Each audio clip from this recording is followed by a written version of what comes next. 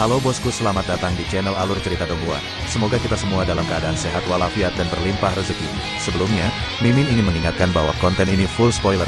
Tanpa basa-basi dan berlama-lama lagi, yuk selanjutnya langsung saja kita dengarkan kembali alur cerita kisah Lin Yun dari Donghua Ancient Supremacy.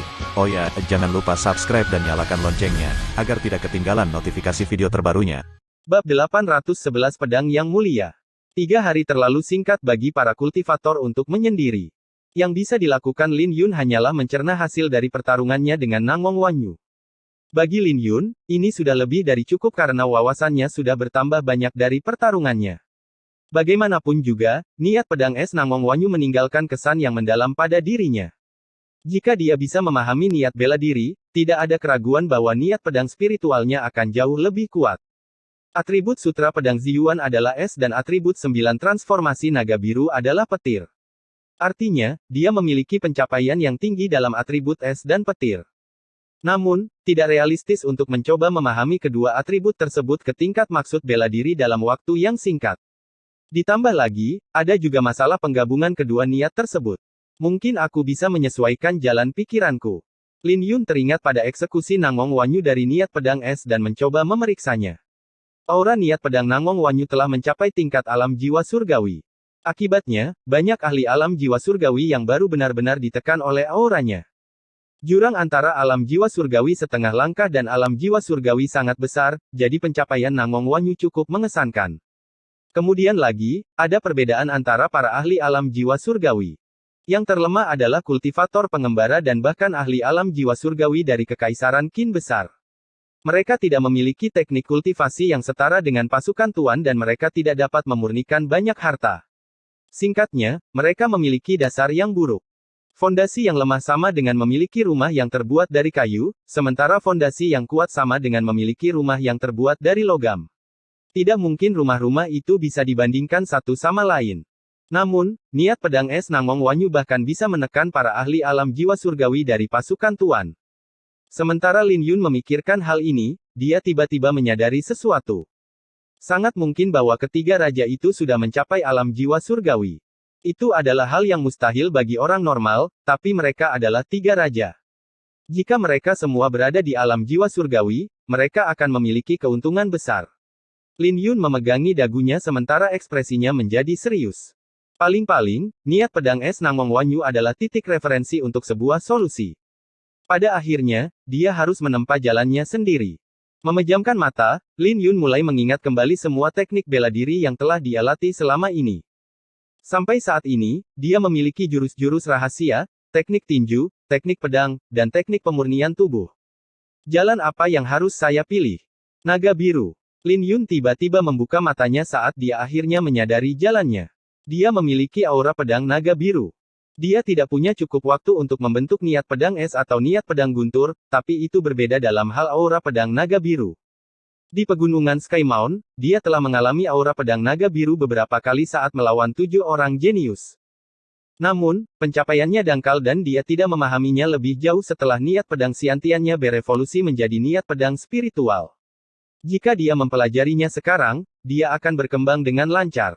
Bagaimanapun, dia memiliki dasar dalam aura pedang naga biru, yang hanya miliknya. Setelah memikirkannya, mata Lin Yun berkedip-kedip cerah dengan kegembiraan di wajahnya. Menempatkan kotak pedangnya di tanah, dia mulai mengembara di lapangan saat pemandangan muncul di benaknya. Li Mubai memiliki niat pedang sungai gunung, Nangong Wanyu memiliki niat pedang es, dan Bai Lixuan memiliki niat pedang guntur. Jantung Lin Yun berdegup kencang dan darahnya memompa ke seluruh tubuhnya. Dengan percikan inspirasi, jalan pikiran Lin Yun menjadi lancar. Selain itu, dia melihat jalur aura pedang naga biru menjadi lebih jelas. Saat lebih banyak pikiran mengalir melalui pikirannya, matanya berbinar dan kabut di kedalaman pupil matanya memudar. Kotak pedangnya tiba-tiba terbuka dan pedang pemakaman bunga terbang ke tangannya. Saat dia mengacungkan pedangnya, seekor naga mengaum sementara rune naga menggeliat di permukaan tubuhnya. Raja naga terus berkeliaran di permukaan tubuhnya saat dia mengayunkan pedangnya. Tidak butuh waktu lama sampai rune naga menyatu dengan sempurna dengan pedangnya. Meskipun dia tidak menyebabkan keributan besar, dia memancarkan tekanan tak terbatas pada sekelilingnya. Lin Yun selalu merasa mudah untuk menggabungkan dan memisahkan aura naga biru dari aura pedang. Seolah-olah dia sedang menggabungkan dua cairan yang terpisah ke dalam satu cangkir. Aku harus menggabungkannya sepenuhnya agar tidak terpisah di masa depan. Lin Yun terus mengayunkan pedangnya untuk mencari solusi. Pedangnya tidak menimbulkan sinar pedang yang berkedip-kedip, tapi dia membuat raungan naga yang membentuk gelombang suara. Itu benar. Ini adalah perasaannya. Lin Yun tersenyum. Sebagai seorang pendekar pedang, dia senang karena dia membuat terobosan baru. 3 hari berlalu dalam sekejap mata. Bagi peserta lain, itu hanya cukup waktu untuk pulih dari cedera dan perlahan-lahan memahami wawasan dari pertempuran. Namun, bagi Lin Yun, itu adalah waktu yang cukup untuk membuat kemajuan pesat dalam aura pedang naga biru. Ketika Lin Yun mendorong aura pedang naga birunya hingga batasnya, raungan naga bergema dan aura pedang yang menakutkan memenuhi sekelilingnya untuk membentuk naga kolosal. Itu tidak terlihat berbeda dibandingkan dengan fenomena yang diciptakan oleh para jenius lainnya, tetapi setiap skala pada naga kolosal itu berkedip-kedip karena petir. Angin yang menderu dan petir yang menderu dari fenomena ini merupakan ciri khas naga biru. Di bawah keributan yang menakutkan, garis samar-samar pedang yang menakutkan bisa terlihat di tengah naga. Pedang itu dimanifestasikan dengan niat pedang spiritual, yang membuat naga biru tampak nyata. Berbeda dengan niat pedang di lereng naga jatuh yang ada selama 3000 tahun, Lin Yun hanya bisa mempertahankan pedangnya selama 3 hari. Itu tidak banyak, tapi itu berarti dia bisa membiarkan aura pedang naga biru sendirian selama 3 hari, tapi tentu saja tidak perlu melakukan itu. Menyarungkan pedangnya, naga biru itu perlahan menghilang, berubah menjadi rune naga yang menghilang ke dalam tubuhnya. Ini hanyalah fusi awal dan masih ada jalan panjang sebelum menyatu dengan sempurna. Namun, ketika aku sampai pada tingkat itu, aura pedang naga biruku akan lengkap, gumam Lin Yun. Memang benar bahwa dia bekerja sangat keras untuk mencapai titik ini, tapi itu baru permulaan. Perpaduan yang lengkap akan menghasilkan pedangnya memiliki kebebasan untuk menjadi naga. Dia bahkan bisa menggunakan naga itu dengan tinjunya. Setelah membersihkan diri sebentar, dia pergi untuk bertemu dengan Paviliun Master Plum dan yang lainnya. Ketika Paviliun Master Plum melihat Lin Yun, matanya berkedip-kedip karena dia merasa Lin Yun telah banyak berubah dibandingkan 3 hari yang lalu. Tidak ada perubahan pada penampilan Lin Yun, tapi ada sesuatu tentang auranya yang berubah. Ketika semua orang melihat Lin Yun, mereka merasa seperti melihat naga yang ganas, yang mengguncang jiwa mereka. Ini karena Lin Yun belum sepenuhnya menarik kembali auranya setelah berlatih, tetapi hanya mereka yang berkultivasi tinggi yang bisa merasakan fenomena ini. Lin Yun, sepertinya kamu mendapatkan sesuatu selama 3 hari terakhir. Paviliun Master Plum tersenyum sambil membelai janggutnya. Sebagai seorang ahli alam jiwa surgawi, dia secara alami bisa mendeteksi perubahan Lin Yun. Ya, jawab Lin Yun. Feng Ye masih diliputi rasa takut sebelum dia tersenyum tak berdaya. Lin Yun, kau terlalu rendah hati. Ini bukan perubahan kecil. Kamu hampir membuatku takut. Aura Anda terasa seperti seekor naga menakutkan yang akan melahap saya. Kamu bahkan memiliki tatapan mata yang berkedip-kedip seperti sinar pedang. Bukankah itu sedikit dramatis? Lin Yun berbalik untuk melihat sekeliling, sementara si Tu Ye, Tuan Muda Sui Yue, dan yang lainnya menggelengkan kepala. Lin Yun mengerutkan kening karena ini tidak baik untuknya. Dia baru saja memahami aura pedang naga biru, jadi itu masih dipenuhi dengan kekurangan. Akan sangat buruk jika ketiga raja atau orang jenius lainnya menyadari kekurangannya sebelum mereka bertarung. Paviliun Master Plum secara alami melihat pikiran Lin Yun dan melambaikan tangannya. Di belakangnya, dua tetua maju dengan sebuah kotak pedang. Saat kotak pedang dibuka, pedang yang memancarkan aura kuno terungkap. Penahan cahaya. Lin Yun secara alami mengenali pedang ini karena pedang ini adalah milik leluhur Paviliun Pedang Langit, Jiang Wuming. Dia memiliki kesan yang mendalam pada pedang ini karena Paviliun Master Plum menggunakan pedang ini untuk menyelamatkannya ketika dia mencoba menyelamatkan Xin Yan. Kelas pedang tidak perlu disebutkan karena pedang ini adalah milik satu-satunya Jian Wuming. Namanya mewakili legenda dan kemuliaan, menjadikan pedang ini pedang yang mulia. Ayo, pegang. Paviliun Master Plum memberi isyarat pada Lin Yun untuk mengambil pedang itu. Bukankah ini tidak pantas? Lin Yun ragu-ragu. Bagaimanapun, pedang ini ditinggalkan oleh leluhur Paviliun Pedang Langit. Hanya ketua Paviliun dan penerusnya yang memenuhi syarat untuk menyentuhnya. Bab 812 Situasi yang tidak biasa. Tidak apa-apa. Aku tentu saja punya alasan mengapa aku ingin kau melakukan hal ini, senyum Paviliun Master Plum melihat keraguan Lin Yun. Oh. Tiba-tiba Lin Yun berpikir. Mungkinkah pedang ini bisa menarik kembali auraku dan mencegah aura pedang naga biru bocor? Lin Yun berhenti ragu-ragu dan meraih pedang itu. Namun, dia tiba-tiba berhenti saat hendak menyentuh pedang itu. Dia tiba-tiba teringat pada fisik pedang patahnya. Sudah lama sekali sejak dia mematahkan pedang, jadi dia hampir lupa tentang fisiknya yang tidak biasa. Dia akan melakukan dosa besar jika dia secara tidak sengaja menghancurkan penahan cahaya. Tidak perlu menggunakan pedang. Kau akan bisa merasakannya saat kau memegangnya, senyum Paviliun Master Plum. Menghela nafas lega, Lin Yun memegang gagang pedang dan perlahan-lahan menutup matanya. Saat dia bersentuhan dengan gagang pedang, sensasi dingin menyebar ke seluruh tubuhnya. Lin Yun bisa merasakan suhunya dilahap oleh pedang ini. Seluruh tubuhnya menjadi dingin dan dia tidak bisa berhenti menggigil. Pada saat dia membuka matanya, dia menyadari semua orang menatapnya dengan tatapan aneh. Aura ganas yang dia miliki beberapa saat yang lalu benar-benar hilang. Seolah-olah dia berubah menjadi orang biasa. Seolah-olah aura Lin Yun telah diserap. Ketika Lin Yun merasakan sensasi yang tidak biasa ini, dia dengan cepat melepaskan penahanan cahaya. Ketika dia memeriksa dirinya sendiri, dia menyadari bahwa hanya suhu tubuhnya yang kembali seperti semula. Apa yang terjadi? Tanya Lin Yun. Sambil menyarungkan pedang, Paviliun Master Plum menjelaskan, pedang ini juga dikenal dengan nama Frostlight. Ini adalah harta karun kuno yang ditemukan oleh leluhur Jian Wuming. Pedang ini memiliki kemampuan untuk melahap semua cahaya di dunia sehingga hanya cahayanya saja yang terlihat. Itu juga alasan mengapa itu disebut penahan cahaya. Anda tidak menerima pengakuan dari pedang itu, jadi pedang itu tidak akan dapat menyembunyikan seluruh aura Anda. Namun, seharusnya tidak masalah jika hanya untuk 1 hari. Semua orang yang mendengar itu mendecakkan lidah mereka dalam hati. Jelas, ini adalah pertama kalinya mereka mendengar penjelasan Paviliun Master Plum. Tampaknya Paviliun Pedang Ling Qiao memiliki banyak rahasia yang tidak mereka sadari. Adapun Jian Wuming, dia menjadi lebih legendaris di mata mereka. Ayo pergi. Anda tidak harus bertarung hari ini sehingga Anda dapat beristirahat dan mengamati pertempuran.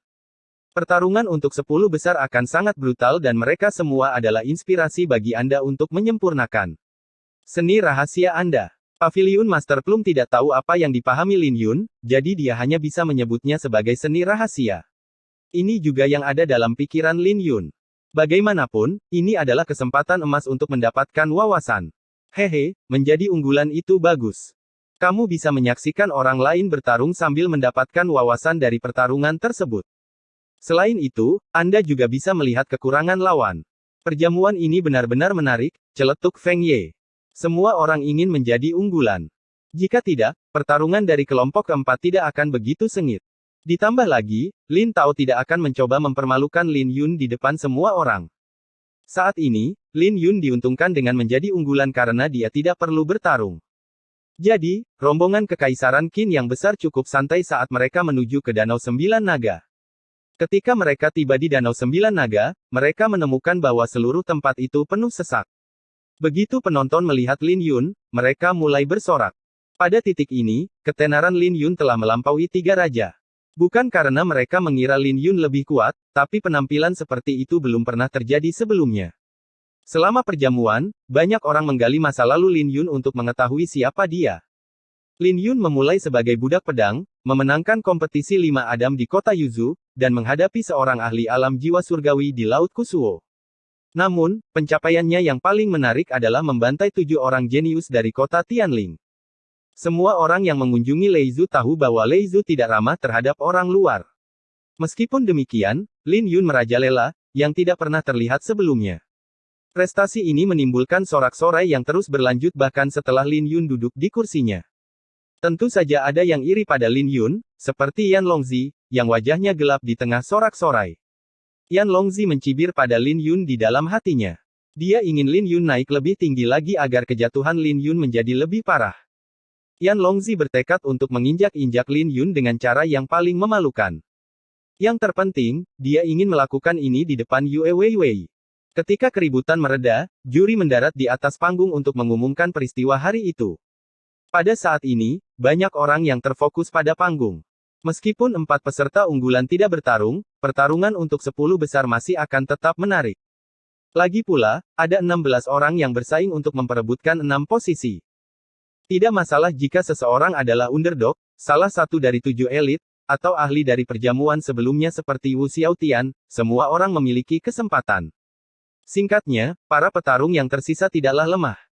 Selain itu, para petarung yang tidak diunggulkan seperti Zhu Qingshan, Fang Hanluo, Yue Weiwei, dan Bai Lixuan sangat dinanti-nantikan karena mereka akan menghadapi Li Mubai, Jiang Ziye, Jue Chen, dan yang lain dari ketujuh elit. Sebelum ramuanan makan malam, para penonton mengira bahwa tim yang tidak diunggulkan tidak memiliki peluang untuk masuk 10 besar, namun mereka tidak yakin lagi. Pertandingan pertama hari itu dimulai dengan Zhu Qingshan dan Li Mubai. Karena kekalahannya dari Lin Yun, Li Mubai tidak lagi memiliki popularitas yang sama seperti sebelumnya. Dia bahkan tidak lagi setingkat dengan Nangong Wanyu. Sedangkan untuk Nangong Wanyu, popularitasnya berada di sekitar level yang sama, bahkan dengan kekalahannya dari Lin Yun. Bagaimanapun, pertarungannya dengan Lin Yun begitu intens sehingga tidak ada yang mengira dia lemah. Adapun Li Mubai, semua orang mengira dia berada di urutan terbawah dari 7 elit. Sialan. Li Mubai jelas merasakan bahwa sorak-sorai itu jauh lebih lemah dari sebelumnya. Sebaliknya, sorak-sorai untuk Zhu Qingshan cukup tinggi. Reputasinya sebagai orang gila yang membunuh banyak orang jenius menghasilkan banyak penggemar. Setelah keduanya membungkuk ke arah satu sama lain, pertempuran mereka dimulai. Penampilan Zhu Qingshan agak mengejutkan karena keributan yang ditimbulkannya lebih lemah dari sebelumnya. Namun, itu lebih mantap dari sebelumnya. Tidak butuh waktu lama bagi mereka untuk bertukar lebih dari 100 jurus. Pertarungan itu berbahaya, tapi tak satu pun dari mereka yang bisa melakukan satu hal pun. 100 jurus kemudian, gaya bertarung Zhu Qingshan mulai menunjukkan keganasannya saat aura iblis hitam menyelimutinya. Serangannya tiba-tiba membentuk di udara, yang membuat Li Mubai berada di bawah tekanan. 10 jurus kemudian, pedang Li Mubai terlempar dari tangannya. Pedang Zhu Qingshan panjang dan lurus dengan ukiran rune spiritual terukir di atasnya. Pedang itu juga berkedip-kedip dengan aura iblis yang berpasangan dengan Zhu Qingshan. Setelah kehilangan senjatanya, Li Mubai dengan cepat dikalahkan oleh Zhu Qingshan. Hanya butuh 3 serangan agar energi asal yang melindungi Li Mubai terkoyak. Zhu Qingshan meninggalkan luka besar di dada Li Mubai. Melihat pedang lain akan mendarat padanya, wajah Li Mubai berkerut dan dia mendorong telapak tangannya ke arah pedang dengan sekuat tenaga. Namun, pertahanannya membuatnya terlempar, yang membuatnya berteriak, "Saya menyerah." Di balik tudungnya yang menutupi setengah wajahnya, Zhu Qingshan menunjukkan ekspresi kecewa. Setelah dia melahap setengah dari aura Xuan Huang Li Mubai, dia mencibir, "Lin Yun benar. Kamu adalah sampah. Jika bukan karena fakta bahwa aku menahan diri, kamu pasti sudah mati dalam 10 jurus." Ketika Li Mubai mendengar komentar Zhu Qingshan, dia muntah darah. Wajahnya menjadi pucat, tetapi dia tidak memiliki kekuatan untuk membantah Zhu Qingshan. Tidak peduli betapa mulianya dia dulu, dia harus menerima penghinaan. Lin Yun secara alami memperhatikan pertempuran ini saat dia menyempurnakan aura pedang naga biru miliknya. Sayangnya, Zhu Qingshan sangat berhati-hati dibandingkan dengan pertarungan sebelumnya. Jelas, Zhu Qingshan tidak ingin mengungkapkan terlalu banyak kekuatannya. Teknik pedang Zhu Qingshan benar-benar tangguh dan metodenya untuk memurnikan aura iblis juga aneh. Paling tidak, itu sangat berbeda dari Ji Wuye dan Wu Xiaotian. Lin Yun menyadari hal ini dan mulai bertanya-tanya apakah Zhu Qingshan bahkan merupakan penghuni domain selatan kuno. Ketika pertempuran berakhir dan sebelum ada yang bisa bereaksi, pertempuran kedua dimulai. Fang Hanluo vs Jue Chen. Gelak tawa terdengar begitu juri membuat pengumuman. Penonton berpikir bahwa pertarungan ini sangat menghibur karena Fang Hanluo memanfaatkan Jue Chen untuk membuat terobosan. Dia bahkan mengalahkan Jue Chen tak lama setelah itu. Pada saat itu, wajah Jue Chen menjadi hitam karena kemarahan dan penghinaan. Penonton mengingat pertarungan itu, yang membuat mereka tertawa. "Hehe, kakak Jue Chen, kita bertemu lagi. Kamu harus berhati-hati kali ini," seringai Fang Hanluo. Ketika Jue Chen menatap Fang Hanluo, dia menjadi marah. Dia tidak percaya pada keberuntungan, dan tidak ada yang bisa terus membuat terobosan dengan berjalan di antara perbatasan hidup dan mati. Tidak mungkin Jue Chen bisa melakukan ini. Di sisi lain, Fang Hanluo membuat setidaknya 10 terobosan selama perjamuan ini. Secara alami ada sesuatu yang tidak biasa tentang situasinya. Bab 813 Perseteruan dari 4 tahun yang lalu. Setelah membungkuk sederhana, keduanya segera memulai pertarungan mereka. Jue Chen belajar dari pertarungan sebelumnya, jadi dia melepaskan serangkaian serangan ganas. Dia mengandalkan kecepatan pemulihannya yang kuat untuk membuat Fang Hanluo kelelahan sampai mati. Jue Chen benar-benar kuat. Dalam sekejap mata, seluruh panggung diselimuti cahaya biru. Di belakangnya berdiri sebatang pohon biru yang menjulang tinggi setinggi beberapa ratus kaki. Batang pohon itu mulai bergetar, mengubah cuaca dan membuat sekelilingnya menjadi gelap. Meskipun Jue Chen menciptakan perubahan, Lin Yun fokus pada Fang Hanluo. Setelah mencapai alam jiwa surgawi setengah langkah, Fang Hanluo memiliki waktu yang jauh lebih mudah untuk berurusan dengan Jue Chen. Tidak ada yang terkejut bahwa dia dengan mudah menepis serangan Jue Chen sambil tersenyum. Dia bahkan akan melakukan serangan balik di sana-sini untuk mengacaukan ritme Jue Chen. Aneh. Lin Yun merasakan sesuatu yang aneh pada Fang Hanluo, tapi dia tidak tahu dari mana sensasi itu berasal. Dia ingin mengamati Fang Hanluo dengan niat pedang spiritualnya, tapi itu hanya berguna jika menyangkut pendekar pedang. Lin Yun juga memikirkan tentang mata naga aurora miliknya, tapi dia tahu bahwa seseorang mungkin akan memperhatikannya jika dia tidak berhati-hati. Pada akhirnya, Lin Yun menyerah dan memutuskan untuk mengawasi sedekat mungkin. Mengumpulkan pikirannya, mata Lin Yun berkedip-kedip dengan tekad. Dia percaya bahwa dia bisa menemukan beberapa petunjuk jika dia melihat cukup teliti. 3 jurus, 4 jurus, 5 jurus. Kerumunan menghitung pertukaran karena rumor yang melibatkan Fang Hanluo. Jika dia tidak dikalahkan dalam 10 jurus, bahkan 3 raja akan mengalami kesulitan menghadapinya. Tidak ada keraguan bahwa Jue Chen akan kalah jika dia tidak bisa mengalahkan Fang Hanluo dalam 10 jurus. Kerumunan tidak mengatakan apa-apa dan diam-diam menghitung. Itu. Mata Lin Yun tiba-tiba berbinar karena dia berhasil menemukan sesuatu yang tidak biasa tentang teknik gerakan Fang Hanluo. Setiap kali dia mengubah arah, fluktuasi energi samar dipancarkan ke udara yang tersembunyi karena pertempuran. Fluktuasi itu tidak mungkin ditemukan jika seseorang tidak memperhatikan karena mudah disembunyikan. Cahaya bintang tiba-tiba bermekaran di pupil mata Lin Yun saat dia menggunakan niat pedang spiritualnya. Seketika, semuanya menjadi jelas saat dia menganalisa gerakan Fang Hanluo. Saya mengerti. Lin Yun dengan cepat menghilangkan niat pedang spiritualnya. Hal yang aneh tentang teknik gerakan Fang Hanluo adalah dia bisa menghilangkan sebagian besar energi lawannya setiap kali dia bergerak. Inilah sebabnya mengapa dia bisa bertahan begitu lama ketika dia ditempatkan dalam situasi hidup dan mati. Ini juga berarti bahwa fisik Fang Hanluo jauh lebih menakutkan daripada yang dia bayangkan. Jika tidak masuk akal bagaimana Fang Hanluo bisa bertahan dari luka parahnya setiap pertarungan. Jue Chen pasti juga menyadari sesuatu, tapi dia tidak bisa menemukan celah dalam teknik gerakan Fang Hanluo. Kekalahannya sudah dekat karena dia bahkan tidak bisa mengeluarkan kartu truf Fang Hanluo. Semuanya terungkap seperti yang diprediksi Lin Yun karena Jue Chen berada dalam posisi yang tidak menguntungkan setelah 10 jurus. Tinju es surgawi yang membekukan Neptunus. Setelah 10 jurus, Fang Hanluo melemparkan pukulan dengan sinar dingin yang membentuk sebuah bintang. Bintang itu meledak dan langsung membekukan pohon di belakang Jue Chen, mengirimnya terbang. Memang, dia kalah karena dia tidak bisa menghentikan Fang Hanluo dalam 10 jurus. Jue Chen tampaknya telah melukai fondasinya. Dia mungkin harus keluar dari perjamuan. Ini terlalu brutal. Li Mubai hampir dipotong menjadi 2 oleh Zhu Qingshan, dan sekarang, Jue Chen melukai fondasinya. 2 dari 7 elit telah tersingkir. Keributan meledak di antara kerumunan penonton karena adegan yang tidak dapat dipercaya itu. Pertarungan untuk 10 besar adalah peristiwa paling brutal sejauh ini. Jika salah satu dari mereka terluka parah, perjalanan mereka akan berakhir. Aku menang. Fang Hanluo tersenyum dan menangkupkan kedua tangannya. Jue Chen terluka dan setengah dari aura Xuan Huang-nya dilahap. Dengan hasil yang sudah ditentukan, Jue Chen melompat dari panggung tanpa mengucapkan sepatah kata pun. Tiba-tiba, Jue Chen jatuh ke dalam danau, yang menyebabkan para tetua sekte merespon. Mereka harus menolongnya atau dia akan menjadi orang jenius pertama dalam sejarah yang tenggelam di Danau Sembilan Naga. Maaf tentang itu. Fang Hanluo terkekeh dan pergi. Meskipun Fang Hanluo memperlakukan Jue Chen dengan brutal, tidak ada yang bisa mengucapkan sepatah kata pun. Bagaimanapun, semuanya tergantung pada kekuatan.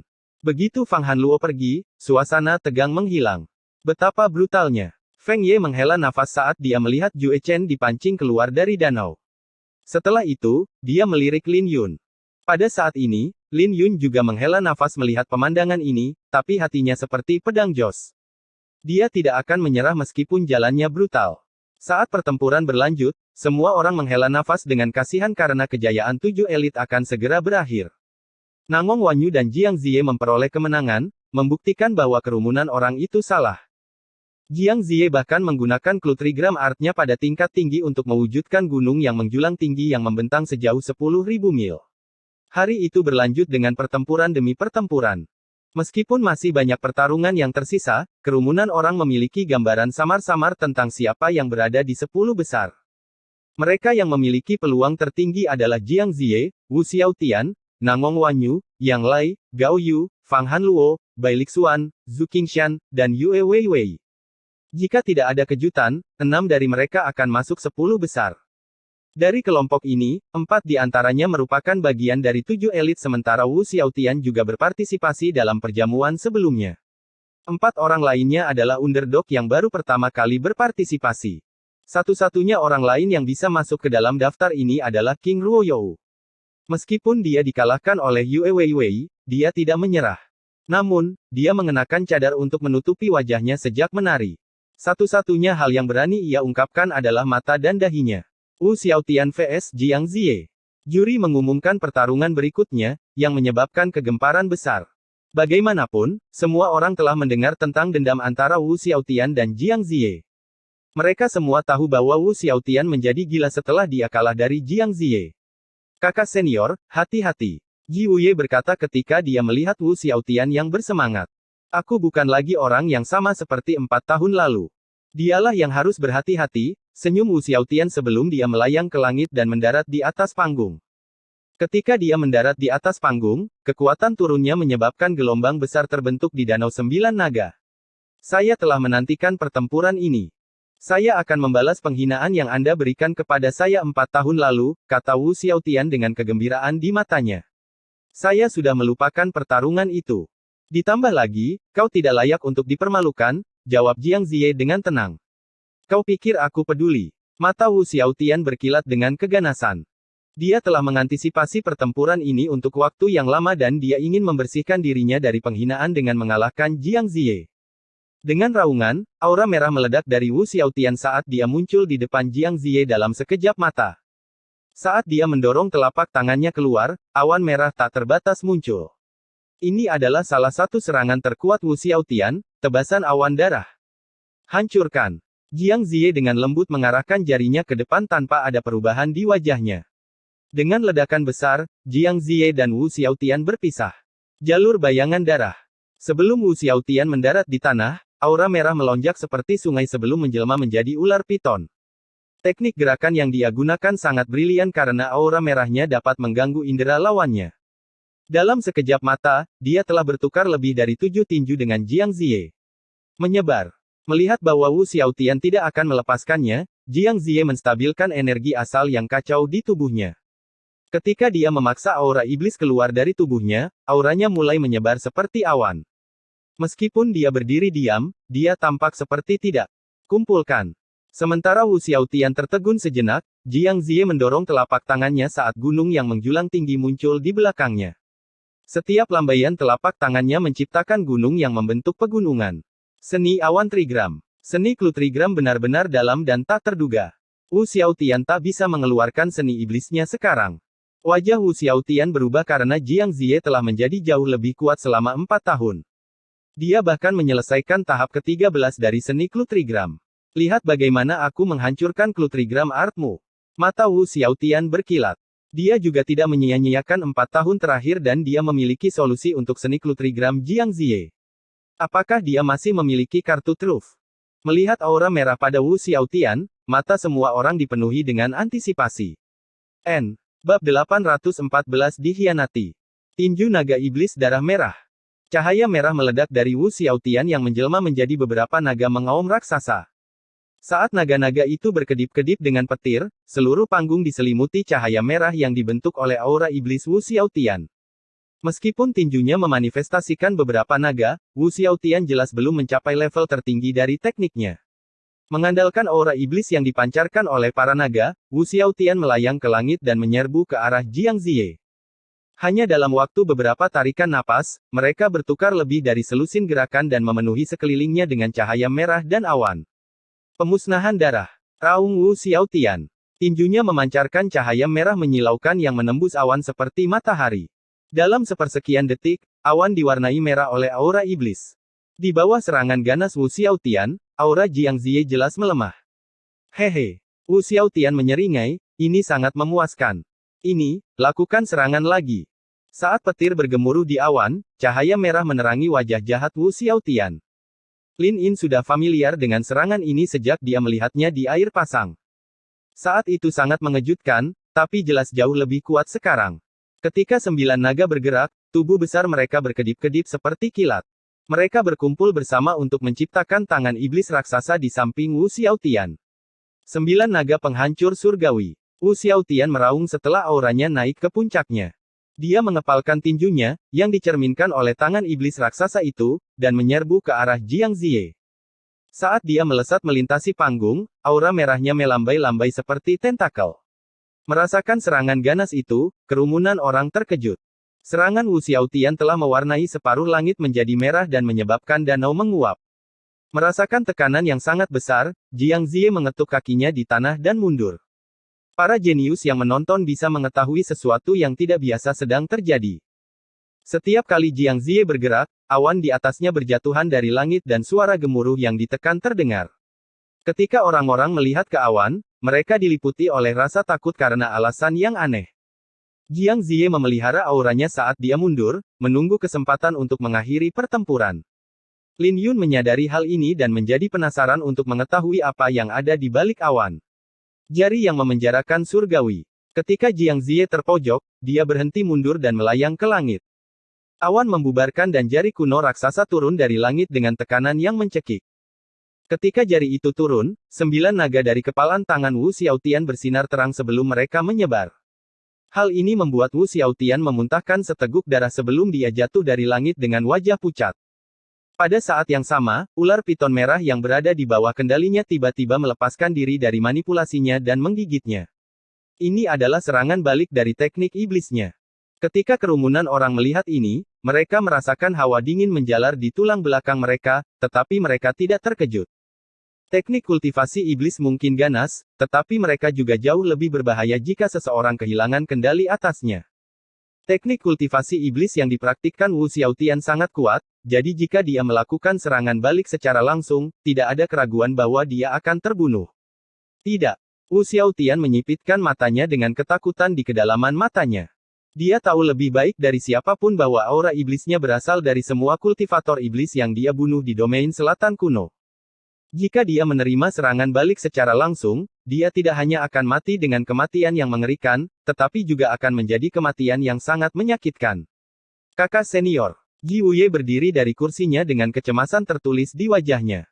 Tiba-tiba, kain putih sutra melengkung di langit seperti pelangi dan menghancurkan ular piton merah. Kemudian, kain itu mencengkeram pinggang Wu Xiaotian. Kain sutra itu secara alami berasal dari Jiang Ziye yang memutuskan untuk menyelamatkan Wu Xiaotian. Yang mengejutkan Wu Xiaotian, Jiang Ziye dengan lembut menarik ujung kain sutra yang lain dan menarik Wu Xiaotian ke dalam pelukannya. Kamu jalang, lepaskan aku. Wu Xiaotian berjuang dengan penghinaan dan kemarahan yang berkedip-kedip di matanya. Kamu akan jatuh sampai mati jika aku melepaskanmu. Jaga sikapmu atau aku akan benar-benar membuangmu. Jika itu terjadi, waktumu di sini akan berakhir, kata Jiang Ziye. Biarkan aku pergi. Aku tidak membutuhkanmu untuk menyelamatkanku bahkan jika aku jatuh sampai mati. Wu Xiaotian meraung saat wajahnya memerah. Cek, cek. Sungguh pemarah kamu di sana. Apa kau lupa siapa yang menyelamatkanmu di tangan 10 kultivator iblis sebelum sektormu datang padamu 2 tahun yang lalu? Jiang Ziye berkata sambil memasang ekspresi mengejek. Wu Xiaotian langsung terdiam dan pikirannya meledak. 2 tahun lalu, dia menjadi gila dan membunuh kultivator iblis yang tak terhitung jumlahnya untuk melatih tekniknya.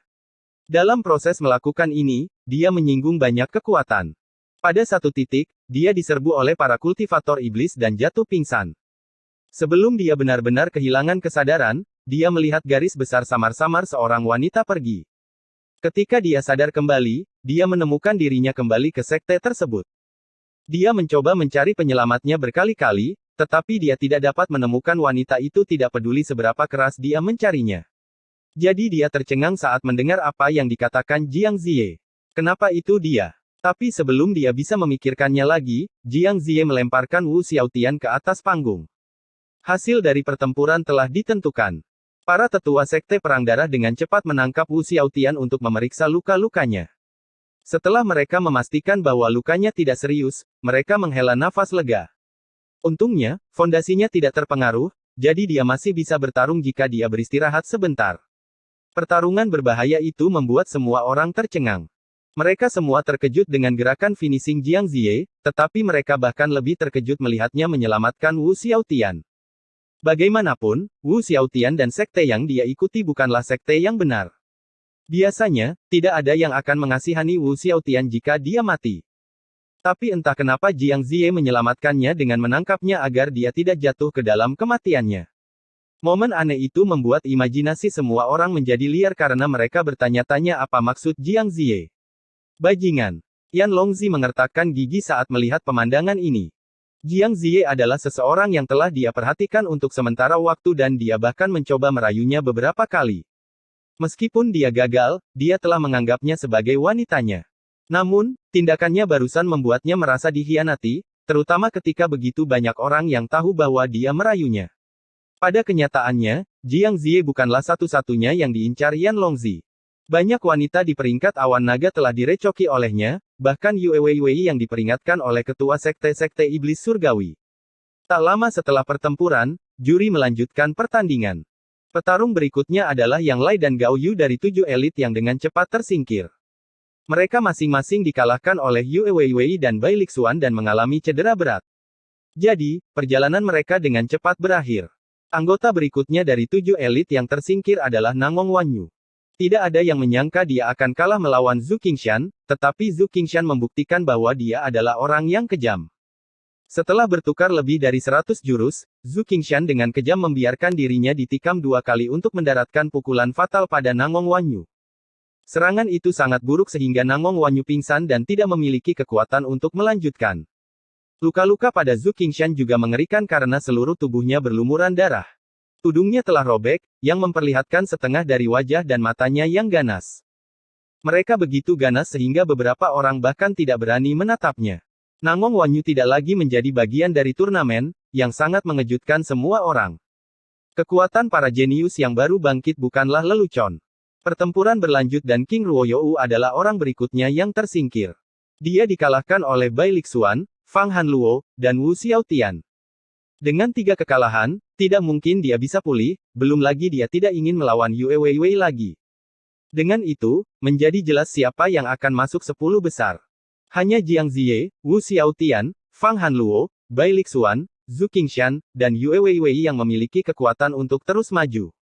Bagaimanapun, proyeksi naga mereka lebih mempesona dibandingkan dengan yang lain. Setelah memastikan bahwa mereka akan masuk ke 10 besar, mereka berenam mulai bertarung dengan lebih konservatif, yang menghasilkan pertandingan yang lebih seimbang. Ketika ketiga raja melihat ini, mereka tahu apa yang sedang terjadi. Mereka sedang diincar oleh para petarung saat ini. Lagi pula, siapa yang ingin mengungkapkan kartu truf mereka sebelum bertemu dengan 3 raja? Tapi meskipun begitu, Yan Longzi, Yu Haotian, Zhao Wuji, dan Lin Yun masih memiliki keuntungan saat mereka mengamati kecenderungan masing-masing petarung. Lin Yun juga melihat kekurangan setiap orang, memberinya keuntungan yang belum pernah terjadi sebelumnya. Beberapa orang akan berpikir ini tidak adil, tapi ini adalah keuntungan menjadi unggulan. Banyak waktu berlalu ketika pertarungan terakhir hari itu tiba. Pertarungan itu adalah antara Zhu Qingshan dan Bai Lixuan yang sudah masuk 10 besar. Karena mereka sudah tahu di mana posisi mereka, pertarungan mereka sangat ringan. Beberapa saat kemudian, juri turun dari langit dan menatap Zhu Qingshan dan Bai Lixuan dengan cemberut sebelum dia mengumumkan, kami telah mengkonfirmasi 10 besar.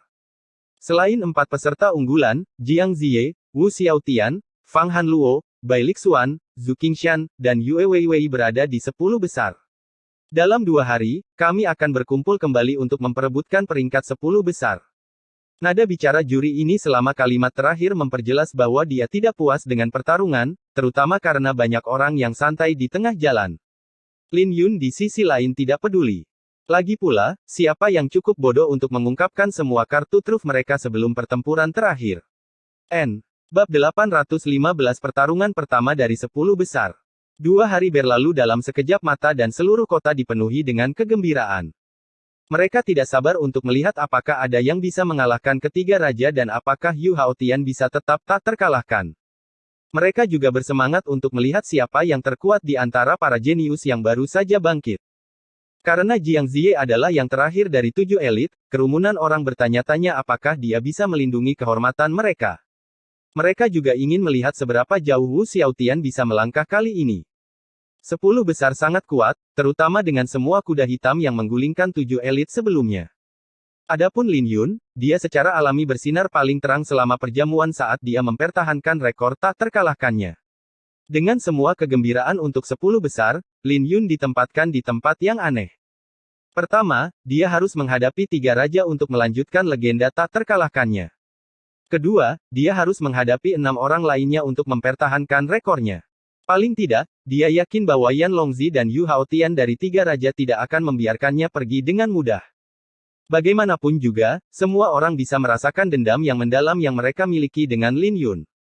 Kemudian lagi, tidak akan mudah untuk berurusan dengan 6 orang yang tersisa juga. Bagaimanapun juga, Lin Yun telah memperoleh kemuliaan yang tak terukur sejauh ini yang membuat iri orang-orang seperti Zhu Qingshan, Fang Hanluo, dan Bai Lixuan. Tidak mungkin ketiganya membiarkan Lin Yun bersinar lebih terang dari mereka. Saat fajar tiba, langkah kaki terdengar di seluruh kota saat semua orang menuju ke panggung. Di halaman Kekaisaran Qin yang agung, Paviliun Master Plum dan yang lainnya juga sedang menunggu kedatangan Lin Yun. Mengenakan pakaian birunya, Lin Yun membawa kotak pedangnya saat dia masuk. Ketika semua orang menatapnya, mereka semua terkejut karena mereka bisa merasakan aura halus yang datang darinya. Auranya lebih dalam daripada 2 hari yang lalu. Sepertinya dia memiliki kendali lebih besar atas auranya sekarang. Bagaimana teknik rahasiamu? Paviliun Master Plum bertanya sambil mengelus jenggotnya. Aku punya beberapa peningkatan, tapi aku belum menyempurnakannya, jawab Lin Yun. Lin Yun hampir tidak bisa mengendalikan aura pedang naga biru seperti yang dia inginkan karena dia masih selangkah lagi untuk menggabungkannya dengan sempurna. Namun, dia tidak patah semangat karena dia tahu bahwa dia membutuhkan pertarungan yang sebenarnya untuk memadukannya dengan sempurna. Tetap tenang dan jangan terlalu keras pada diri sendiri. Pastikan kau keluar dari sini dalam keadaan hidup, kata Paviliun Master Plum dengan ekspresi serius. Pencapaian Lin Yun sudah cukup mengejutkan dan dia sudah mendapatkan kekayaan yang akan menguntungkan Paviliun Pedang Langit. Akan sangat disayangkan jika Lin Yun akhirnya mati hari ini. Aku tidak suka tetap tenang.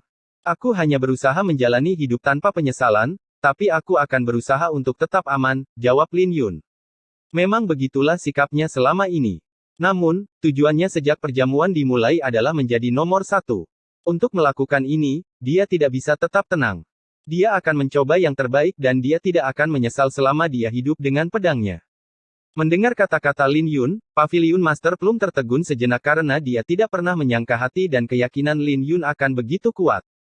Setelah jeda sejenak, dia berkata, kalau begitu, ayo kita pergi. 15 menit kemudian, mata penonton terpaku pada panggung.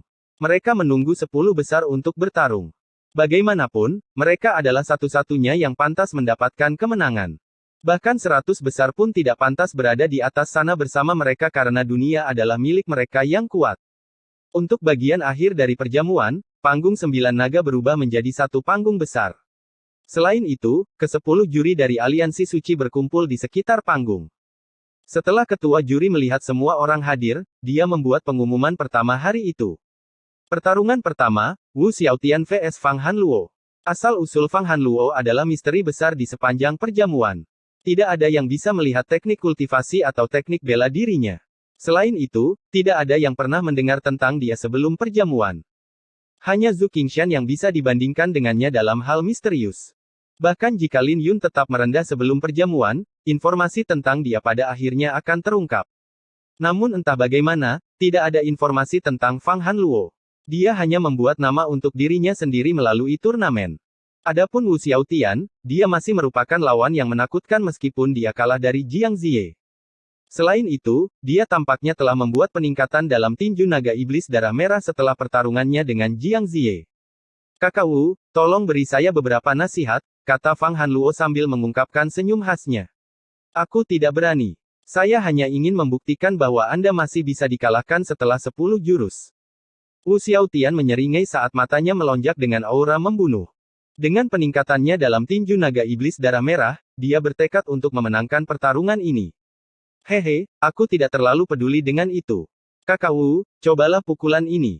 Fang Hanluo tersenyum. Dia tidak melakukan teknik bela diri apapun dan hanya mengandalkan niat beku dan teknik gerakannya yang kuat. Menghadapi Fang Hanluo, Wu Xiaotian juga melayangkan pukulan. Setelah tabrakan besar, mereka melihat bahwa mereka seimbang, yang menyebabkan mereka tersenyum. Tiba-tiba, puluhan gerakan dipertukarkan dalam sekejap mata. Telapak tangan Fang Hanluo akan menyuntikkan niat esnya ke tubuh lawannya. Tapi secara kebetulan, pukulan Wu Xiaotian memiliki efek yang sama. Seiring berjalannya waktu, pukulan Fang Hanluo menjadi lebih berat seperti gunung es yang sangat besar. Kamu memiliki dasar yang begitu dalam di usia yang begitu muda. Bukankah kamu baru saja membuat terobosan ke alam jiwa surgawi setengah langkah? Wu Xiaotian memasang ekspresi serius karena Fang Hanluo tidak menunjukkan tanda-tanda melemah setelah hampir 100 pukulan. Sebaliknya, pukulan Fang Hanluo menjadi lebih kuat. Di sisi lain, pukulan Wu Xiaotian tidak bisa mempengaruhi Fang Hanluo sedikit pun. Hehe, datang lagi. Fang Hanluo melemparkan pukulan lain saat gunung es yang dia wujudkan meledak menjadi sungai es. Wajah Wu Xiaotian tiba-tiba saat dia dikirim terbang 100 meter jauhnya. Dia tidak percaya bahwa dia benar-benar ditempatkan pada posisi yang tidak menguntungkan. Hal ini langsung menimbulkan kegemparan karena gaya bertarung Fang Hanluo benar-benar berbeda dari sebelumnya. Meskipun dia bisa mengalahkan lawan-lawannya di masa lalu, dia selalu mengalami cedera. Ini adalah pertama kalinya Fang Hanluo mendapatkan keuntungan yang sangat besar dalam sebuah pertarungan. 9 naga penghancur surgawi. Mata Wu Xiaotian berkedip-kedip saat dia menjadi marah. Dia tahu bahwa dia tidak bisa menunda pertempuran lebih lama lagi karena ada sesuatu yang tidak biasa tentang Fang Hanluo. Sekali lagi, kartu truf yang digunakan Wu Xiaotian dalam pertarungannya dengan Jiang Ziye muncul. Tapi kali ini, 9 naga itu jelas jauh lebih kuat dari sebelumnya. Saat Wu Xiaotian mengaum, dia dengan ganas menyerbu Fang Hanluo. Karena momentumnya yang ganas, retakan mulai muncul di atas panggung dan tatapan Fang Hanluo menjadi suram. Ketemu. Tiba-tiba, mata Fang Hanluo bersinar dengan aura tajam saat niat esnya berkumpul untuk membentuk bintang yang terang. Ketika kedua pukulan itu berbenturan, mereka menciptakan ledakan yang menghancurkan bumi. Fang Hanluo telah menemukan kelemahan dalam serangan Wu Xiaotian. Jadi ketika mereka bertabrakan, kesembilan naga itu tersegel dalam es. Fang Hanluo mencegah Wu Xiaotian mengumpulkan aura iblisnya lagi. Memuntahkan darah, Wu Xiaotian jatuh ke tanah dan berkata tanpa daya, kamu benar-benar menemukan kekurangan dalam seranganku. Saya mengaku kalah. Terima kasih atas bimbingan Anda. Fang Hanluo menyeringai saat dia melahap setengah dari aura Xuan Huang Wu Xiaotian, menyebabkan proyeksi naganya tumbuh lebih terang dengan sisik yang menutupi tubuhnya. Yang mengejutkan semua orang adalah cakar proyeksi naga itu tumbuh dari 3 cakar menjadi 4 cakar. Lin Yun menyipitkan matanya, tapi dia tidak terlalu terkejut dengan fenomena ini. Sebaliknya, dia lebih penasaran dengan aura tajam di mata Fang Hanluo karena terasa familiar baginya.